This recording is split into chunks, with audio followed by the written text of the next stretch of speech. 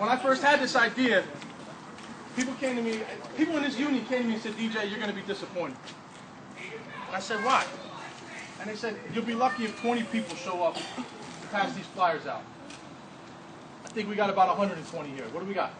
105. All right? People came to me and said, they're doing this because this union's in shambles. This union can't unite. Look at us now.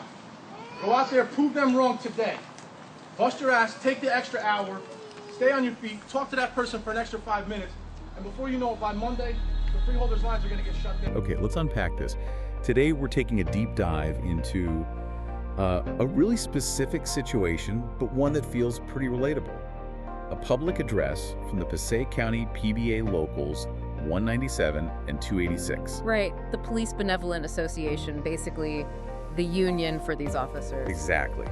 And our goal here is to really distill the core of what they're saying, their plea, and understand the specific points they're raising, straight from their perspective. Yeah, we're looking directly at excerpts from their statement titled A Plea for Fair Treatment. It lays out this dispute they have with the county commissioners. Gives us a direct window, doesn't it? It does. So they kick things off by focusing on something pretty foundational. The oath. The oath of office. Yeah, they point out that both they, the officers, and the county commissioners took an oath. Same oath. To uphold and defend the Constitution. And they follow that up by stating pretty clearly that they believe they have consistently honored that oath, protecting communities, upholding laws. Serving with integrity. Often in tough situations, maybe with limited resources too. It's a strong opening. By starting with the oath, they're kind of elevating this, aren't they? It's not just a contract dispute. Right. It frames it as, well, almost a matter of integrity, of public trust. Like, we started on the same page with the same promise. Exactly. We've held up our end. That seems to be the underlying message there. Okay, so that's the foundation. But then things seem to shift. The core of their grievance starts to emerge. Yeah, this is where it gets really interesting, as they say. It boils down to this feeling, this perception that their dedication just isn't being matched by the county commissioners. A lack of reciprocity. Precisely. And they don't just leave it vague. They list specific things. Like what? Well, first, they mention officers being laid off. That's a direct hit, obviously. Sure. Livelihoods, ability to serve. Then the county jail closure.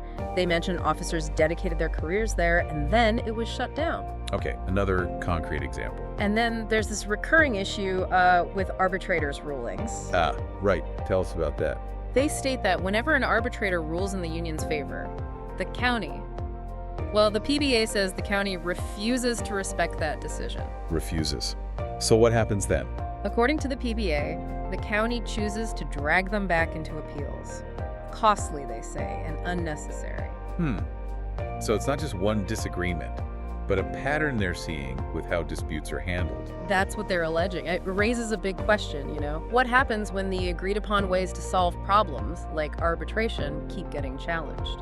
Yeah, that erodes trust pretty quickly, I'd imagine. Not just frustrating, but maybe feels disrespectful of the process itself. It certainly seems that way from their plea. It suggests a breakdown in that fundamental relationship. Which leads directly to what they're asking for. And they're very clear about this part. They are. They explicitly say they're not asking for special treatment. Right. Instead, they say they're demanding equal treatment, fair treatment, and respect for their sacrifices. And they tie it back again, saying disparate treatment cannot be the standard. That's not what they signed up for when they pledged to protect the Constitution. So it comes full circle back to that oath, doesn't it? They're essentially saying the principles they swore to uphold, fairness, equality, are the very things they feel are being denied to them. Exactly. It connects their professional duty to their personal situation. It's quite powerful. They're looking for fairness, plain and simple.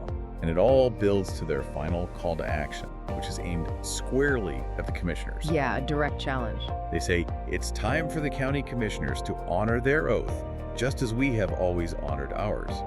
Simple, direct. Leaves no room for ambiguity, does it? Not at all. So what does this all mean when you step back? It's a really potent statement, isn't it? Yeah. About perceived broken trust. Unreciprocated dedication, yeah. And this fundamental demand for fairness within public service. Yeah. It highlights that tension when the oath itself becomes part of the argument. It really does. And looking closely at just this one plea from Passaic County, it makes you think, doesn't it? What does it truly mean to uphold an oath? Not just for an individual officer or commissioner, but for the institution as a whole. And maybe more importantly, How do we ensure accountability when one side strongly feels, that the other isn't holding up their end of that foundational promise? That's the lingering question, isn't it? Food for thought.